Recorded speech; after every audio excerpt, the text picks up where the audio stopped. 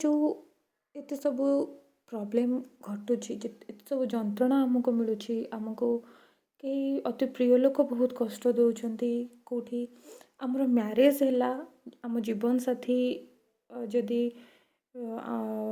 आम जीवन साथी को लेकिन जदि आमको किसी प्रोब्लेम आसूची आमको अशांति आसूची लगुच कि मु कौटी बाहा गली कि एमती परिवार मत कहीं मिलला एमती बापा माँ मोर एमती कहीं कहीं मो भाई भौणी एमती कहीं मो सांगसाथी एमती कहीं समाज एमती विभिन्न प्रकार जहाँ भी आम जीवन में समस्या आसूची प्रोब्लेम्स आसूची आम सामना करुचे जो सब अप्रीतिकर परिस्थिति को जहाँ आम कि अप्रीतिकर आम जिते से सब जिनस को प्रकृत में बुझीजा ना आम जाणीजा अंडरस्टैंड करवा से आम से कष्ट मुक्त हो कहीं कहूँ ना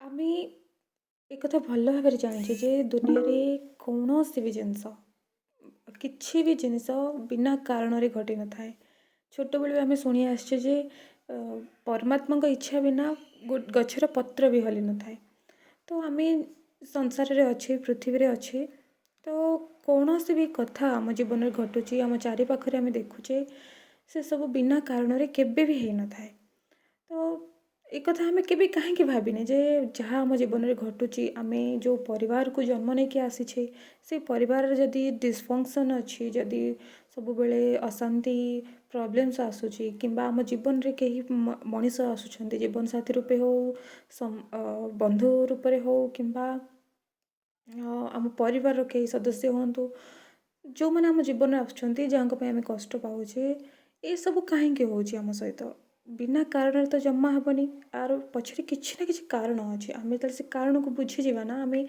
से जो कष्ट मुक्त निश्चित भाव में हो कारण आम बुझी न था बोली आम द्वंद्व रहू कन्फ्यूज हो कन्फ्लिक्ट क्रिएट हुए बेसी मिसअंडरस्टैंडिंग क्रिएट हुए स्ट्रेस जिते सब चाप क्रिएट होता है आम भितर आम जंत्रणा पाई था तो आमको प्रथम को बुझीबार अच्छे आम जो सत बुझीजा जाणीजा तब आम मुक्त हो कष्ट कौन जे आम एक जानीचे जे सबूर किसी कारण अच्छी किसी बिना कारण आम जीवन में केवे किसी हुए ना दुनिया रे किसी भी घटी न थाए सब प्लान सबूर कारण अच्छे तो प्रथम कारण तो या जे आम जिते बड़े आम कौन परिवार रे जन्म नहीं था कि आम जीवन में आसी समस्त मनीष से पितामाता हूँ बंधु हूँ भाई भौणी हूँ जीवन साथी हूँ कि कहीं भी प्रेमिक प्रेमिका हूँ समस्ते किसी कारण आम जीवन में आसी आम तार कारण हूँ आम निजे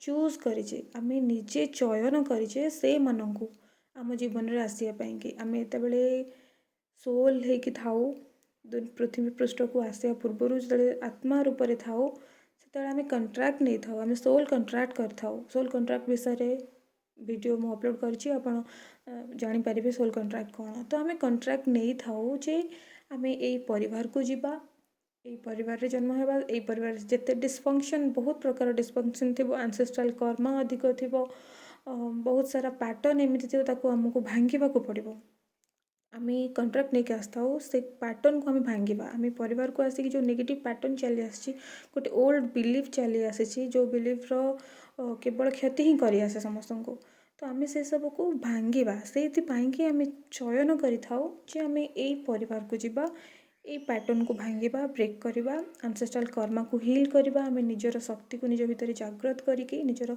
उच्च शक्ति को परमात्मा शक्ति को निज भितर आम जागृत करके आम ये परिवार को मुक्त करवा कर्मरु मुक्त करवा जो कर्म को कहीं मुक्त कर पारि ना जो एंसेस्ट्रल कर्म आम समस्त जाने जे समस्ते परिवार रे जो अभिशाप थाए जो सब खराब कर्म क्रिएट होता है से सब को कहीं हील कर न था कहीं बुझी न था प्रथमे हील कर न था केवल परस्पर को ब्लेम करके अन्य को कष्ट देकी कि चुप रहीकि सही जाइकी जीवन त्याग कर दे था आमती पीढ़ी पर पीढ़ी हो आसे तो ताको पीढ़ी पर पीढ़ी बोही चलती जहाँ को आम एंसेस्ट्रल कर्मा कही था तो आम चयन करें सोल हिसाब से आम यही घरे जन्म होगा आमर निज भितर आम दिव्य शक्ति को आमर परमात्मा जो शक्ति आम भितर अच्छी आम जागृत करवा अन्य माने परिवार जो मैंने करि पारि नाहांती ନିଜକୁ ଚିହ୍ନି ନାହାନ୍ତି, ନିଜର ଶକ୍ତିକୁ ବୁଝି ନାହାନ୍ତି, ଯେଉଁମାନେ ଜାଣି ହିଁ ପାରନ୍ତିନି, ଫିଲ୍ ହିଁ କରିପାରନ୍ତିନି, ନିଜର ଫିଲିଂସକୁ ଫିଲ୍ କରିପାରନ୍ତିନି, ଅନୁଭବ କରିପାରନ୍ତିନି ଯେ ଏ ଯନ୍ତ୍ରଣାକୁ ଅନୁଭବ ହିଁ କରନ୍ତିନି, ସାମ୍ନା କରିବାକୁ ଡରନ୍ତି, ସେ ଯନ୍ତ୍ରଣାକୁ ଭୋଗିବାକୁ ଡରନ୍ତି, ଲୁଚନ୍ତି ଏ ଯନ୍ତ୍ରଣା ଠାରୁ କିମ୍ବା ଏକ୍ସପ୍ରେସ୍ କରିବାକୁ ଡରନ୍ତି।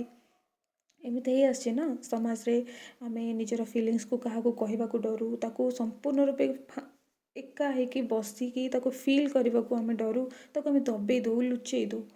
ତ ସେଇ ସବୁ କାର୍ଯ୍ୟ କରିବା ଏକ ସାହସିକତାର କାମ ହେଇଥାଏ, କରେଜିୟସ୍ କାମ ହେଇଥାଏ। ତ ଆପଣ ଯେତେବେଳେ ସୋଲ୍ ଥିଲେ, ଏସବୁ ଡିସିସନ୍ ନେଇଥିଲେ, ଏସବୁ କଣ୍ଟ୍ରାକ୍ଟ ନେଇଥିଲେ ଯେ ମୁଁ ଯିବି, ମୋ ଶକ୍ତିକୁ ଜାଗ୍ରତ କରିବି, ଆଉ ଏ କର୍ମାକୁ, ଏ ପ୍ୟାଟର୍ନକୁ ବ୍ରେକ୍ କରିବି, ହିଲ୍ କରିବି। ତ ଆପଣ ଏଥିପାଇଁ ଚୟନ ବି କରିଥିଲେ ଯେ ଏଇଭଳିଆ ପରିବାରରେ ଆପଣ ଆସିବେ, ଏଇଭଳିଆ ମଣିଷମାନେ, ଏଇଭଳିଆ ଜୀବନସାଥୀ, ଏମିତି ବନ୍ଧୁବାନ୍ଧବ କିମ୍ବା ଏମିତି ବନ୍ଧୁ କିମ୍ବା ଏମିତି ଭାଇ ଭଉଣୀ, ପିତାମାତା ଆପଣଙ୍କ ଜୀବନରେ ଆସିବେ ଯେ ଆପଣଙ୍କୁ ଟ୍ରିଗର୍ କରିବେ, ଆପଣଙ୍କ ଭିତରେ ଯେଉଁ ଥିବା ଯେଉଁ ଜିନ୍ରୁ ମିଳିଛି ଆପଣଙ୍କୁ, ସେଇ କଷ୍ଟକୁ ଆପଣଙ୍କୁ ଟ୍ରିଗର୍ କରିବେ, ଆପଣଙ୍କୁ ଆଘାତ ଦେବେ, ଯାହାଦ୍ୱାରା ଆପଣଙ୍କର ସର୍ଫେସ୍କୁ ଆସିବ, ଯେଉଁ ସବକନସିୟସ୍ ଅନକନସିୟସ୍ ମାଇଣ୍ଡରେ ଦବିକି ରହିଛି ନା ପେନ୍ ସବୁ, ଯାହା ଚେତନା ମନରେ ଆମେ ବୁଝିପାରୁନା, ସେସବୁ ଟ୍ରିଗର୍ ହେବ, ସେମାନେ ଆମକୁ ଆଘାତ ଦେବେ ଆଉ ଆମର ଟ୍ରିଗର୍ ହେବ, ଟ୍ରିଗର୍ ହେଲେ ସର୍ଫେସ୍କୁ ଆସିବ, ଆମେ ତାକୁ ଫିଲ୍ କରିବା, ତାକୁ ହିଲ୍ କରିବା।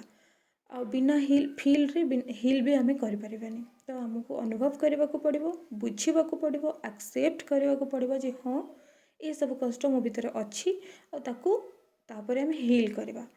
ତ ଏସବୁ ଗୋଟେ ପ୍ରୋସେସ୍, ଏସବୁ ପ୍ଲାନିଂ, ଆମର କଷ୍ଟ ପାଇବାର ପଛର କାରଣ ଆମେ ନିଜେ ଚୟନ କରିଥାଉ ଯେତେବେଳେ ସୋଲ୍ ଥାଉ, ତାପରେ ଆମେ ସେ କଣ୍ଟ୍ରାକ୍ଟ ନେଇକି ଜନ୍ମ ନେଇଥାଉ, ଏଇ ଜାଗାରେ ଏଇଭଳିଆ ବନ୍ଧୁ ପାଇଥାଉ, ଏମିତି ଜୀବନସାଥୀ ପାଇଥାଉ, ଏଭଳିଆ ପରିସ୍ଥିତି ଆମ ସାମ୍ନାକୁ ଆସିବ, ତାକୁ ବି ଆମେ ଚୟନ କରିଥାଉ। କାହିଁକି? କାରଣ ଆମକୁ ଟ୍ରିଗର୍ ହେଲେ ଆମେ ମାୟାରେ ଯେଉଁ ପଡ଼ିକି ରହିଛେ, ସେଥିରୁ ଆମେ ଜାଗ୍ରତ ହେବା, ଆମେ ସେ ମାୟାରୁ ବାହାରକୁ ବାହାରିବା। ଆମକୁ କଷ୍ଟ ହେଲେ ହିଁ ତ ଆମେ ବୁଝିପାରିବା ନା ଯେ ଏ କଷ୍ଟଟା ଏମିତି, କଷ୍ଟ ମିଳିଲେ ଏମିତି ହୁଏ, କାହିଁକି କଷ୍ଟର କାରଣ କ'ଣ, ତା'ର ରୁଟ୍ କଜ୍ କ'ଣ ଆମେ ଜାଣିବା, ବୁଝିବା, ତାପରେ ତାକୁ ଆମେ ହିଲ୍ କରିବା।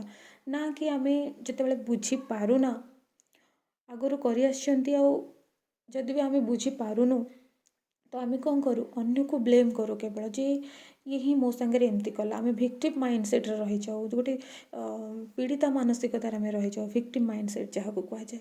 କ'ଣ ଯେ ଯଦି ମୋ ସାଙ୍ଗରେ କିଛି ଖରାପ ଘଟିଲା, ମୋ ସାଙ୍ଗରେ କେହି ଖରାପ କଲେ, ମୋତେ ଅବହେଳା କଲେ, କଷ୍ଟ ଦେଲେ, ନେଗ୍ଲେକ୍ଟ କଲେ କିମ୍ବା ମୋ ପ୍ରତି ଅନ୍ୟାୟ କଲେ, ତ ଆମେ ତାକୁ ନ ବୁଝିକି, ହିଲ୍ ନ କରିକି, ଆମେ ବ୍ଲେମ୍ କେବଳ କରିକି ରହିଯାଉ ନିଜ ଭିତରେ ଭିକ୍ଟିମ୍ ମାଇଣ୍ଡସେଟ୍ରେ, ଯେ ମୋ ସାଙ୍ଗରେ ସମସ୍ତେ ଏମିତି କଲେ, ମୋ ସାଙ୍ଗରେ ଇଏ ଏମିତି କଲା, ମୋର ଏମିତି କଷ୍ଟ, ଏ ଭାବିକି କେବଳ ଆମେ ରହିଯାଉ, ଆଉ ଜୀବନ ସାରା ସେଇ ଭାବନାରେ ରହିଯାଉ, ଅନ୍ୟକୁ ବ୍ଲେମ୍ କରିକି କେବଳ ଆମେ ରହିଯାଉ, ତାକୁ ଆମେ ଫିଲ୍ କରୁନା ସମ୍ପୂର୍ଣ୍ଣ ରୂପେ, କେହି ତାକୁ ହିଲ୍ ବି କରୁନା। ତ ଆମେ ଏଇଥିପାଇଁକି ଚୁଜ୍ କରିଥାଉ, ଏତେ ସବୁ ଅପ୍ରୀତିକର ପରିସ୍ଥିତି, ଅପ୍ରୀତିକର ସମ୍ପର୍କ ସବୁକୁ ଆମେ ଚୁଜ୍ କରିଥାଉ ଯେ ଆମକୁ ଇଏ ଟ୍ରିଗର୍ ବାରମ୍ବାର କରିବ, ଯାହାଦ୍ୱାରା କି ଆମେ ମାୟାରୁ ବାହାରିକି ଆମେ ବୁଝିପାରିବା, ଏସବୁ ରୁଟ୍ କଜ୍ କ'ଣ ଜାଣିପାରିବା, ତା ଭିତରକୁ ପଶିବା, ଆଉ ତାକୁ ବୁଝିକି ତାକୁ ହିଲ୍ କରିବା। ଆମେ ଯେତେବେଳେ ନିଜକୁ ହିଲ୍ କରୁ, ସେତେବେଳେ ଆମେ ଆମର ଜିନ୍କୁ ବି ହିଲ୍ କରିଥାଉ, ଆମ ଜିନ୍ ଭିତରେ, ଆମ DNA ଭିତରେ ଥିବା କଷ୍ଟକୁ ଆମେ ହିଲ୍ କରୁ।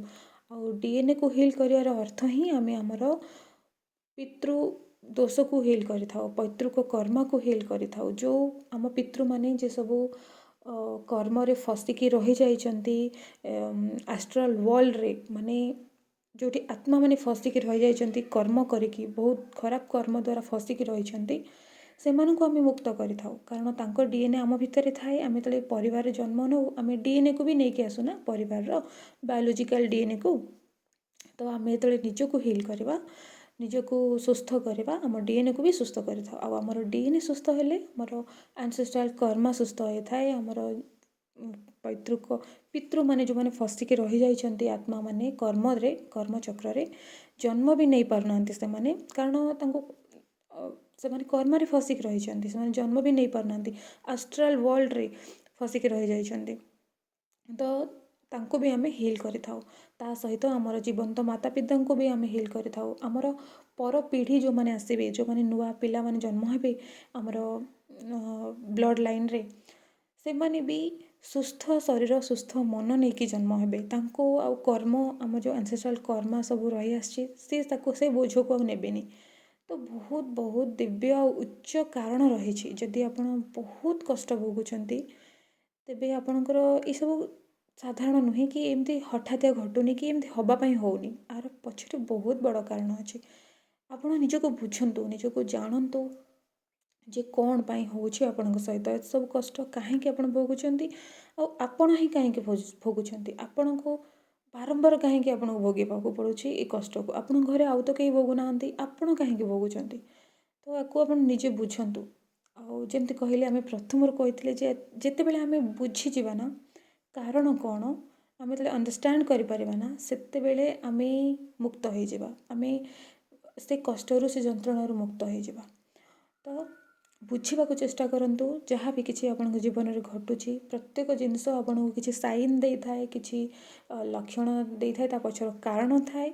ଆଉ ଆମେ ଏକଥା ବି ଜାଣିଲେ ଯେ ଆମର ସୋଲ୍ କଣ୍ଟ୍ରାକ୍ଟ ବି ଆମେ ନେଇକି ଆସିଥାଉ। ଏ ସବୁ ଆମର ଆତ୍ମଚୟନ ହିଁ ହେଇଥାଏ। ଆମେ ନିଜେ ଚୁଜ୍ କରିଥାଉ, ଆମେ ନିଜେ ଚୟନ କରିଥାଉ ଯେ ଆମେ ଏୟା ସବୁ ଭୋଗିବା। ଏମିତି ଲୋକ ଆମ ଜୀବନରେ ଆସିବେ, ଆମକୁ ଏ କଷ୍ଟ ଦେବେ, ଆମେ ଟ୍ରିଗର୍ ହେବା ଆଉ ଆମେ ତାକୁ ବୁଝିବାକୁ ଲାଗିବା ଆଉ ତାକୁ ହିଲ୍ କରିବା। ଇଏ ହେଉଛି ଆମର ଆତ୍ମ ଉଦ୍ଦେଶ୍ୟ। ଆମେ ଚୟନ ହିଁ କରିଥାଉ। ତ ଆମେ ଯେତେବେଳେ ନିଜେ ବୁଝିଯିବା, ଆମେ ସେଥିରୁ ଫ୍ରି ବି ହେଇଯିବା। ଆଉ ଆମେ ଯେତେବେଳେ ବୁଝିଯାଉ, ଆମେ ସେତେବେଳେ ବାରମ୍ବାର ସେଇ ନେଗେଟିଭ୍ ପ୍ୟାଟର୍ନକୁ ଦୋହରେଇ ନଥାଉ ଆମ ଜୀବନରେ। ଆମେ ସତର୍କ ହେଇଯାଉ, ଆୱେୟାର୍ ହେଇଯାଉ, ସେଲ୍ଫ ଆୱାରନେସ୍ରେ ଆସିଯାଉ। ଆମେ ସେ ଭୁଲକୁ ଆଉ କରିନଥାଉ। ଓଲଟା ଆମେ ନିଜର ବୁଝିଗଲା ପରେ ଆମେ ନିଜର ମନକୁ, କଷ୍ଟକୁ, ଯନ୍ତ୍ରଣାକୁ ଆମେ ହିଲ୍ କରିଥାଉ। ଆମେ ଯେଉଁ ଭୁଲ ପାଇଁ ଆମେ ବୁଝିନଥାଉ ବୋଲି ଭୁଲ କରିଥାଉ, ଆଉ ସେଇ ଭୁଲ ପାଇଁ ଆମେ ପ୍ୟାଟର୍ନକୁ ବି ବାରମ୍ବାର ଦୋହରେଇଥାଉ। ଯେଉଁ ନେଗେଟିଭ୍ ପ୍ୟାଟର୍ନ, ଯେଉଁ କଷ୍ଟ ଯନ୍ତ୍ରଣାକୁ, ଯେଉଁ କାର୍ଯ୍ୟ କଷ୍ଟ ଯନ୍ତ୍ରଣାକୁ ଆମ ଆଡ଼କୁ ଆଟ୍ରାକ୍ଟ କରିଥାଏ, ଆମେ ସେଇ ସବୁକୁ ବନ୍ଦ କରିଥାଉ। ସେ ପ୍ୟାଟର୍ନକୁ କରିବା, ଦୋହରେଇବା ଆମେ ବନ୍ଦ କରିଥାଉ। ତ ପ୍ରଥମ ଷ୍ଟେଜ୍ ହେଉଛି ଆମେ ବୁଝିବା। ଆମେ ଯେତେବେଳେ ବୁଝିଯାଉ, ସେଇଠୁ ଆରମ୍ଭ ହୁଏ ମୁକ୍ତ ହେବା, ସେଇଠୁ ଆରମ୍ଭ ହୁଏ ହିଲିଂ ହେବା। ହିଲିଂର ଲେୟର୍ ସେଇଠୁ ଆରମ୍ଭ ହେଇଥାଏ। ତ ନିଜକୁ ବୁଝନ୍ତୁ, ଆଉ ଅନୁଭବ କରନ୍ତୁ, ଗ୍ରହଣ କରନ୍ତୁ, ଆଉ ନିଜକୁ ହିଲ୍ କରନ୍ତୁ। ଏଇଟା ହିଁ ଆମର ଆତ୍ମ ଉଦ୍ଦେଶ୍ୟ ହେଇଥାଏ, ଆମ ଜୀବନର ଉଦ୍ଦେଶ୍ୟ ହେଇଥାଏ, ଆମର ପୃଥିବୀରେ ଜନ୍ମ ନେବାର ଉଦ୍ଦେଶ୍ୟ ହେଇଥାଏ। ଓକେ ଦର୍ଶକ ବନ୍ଧୁ, ଏବେ ରହୁଛି। Sending you lots of unconditional love, light and happiness.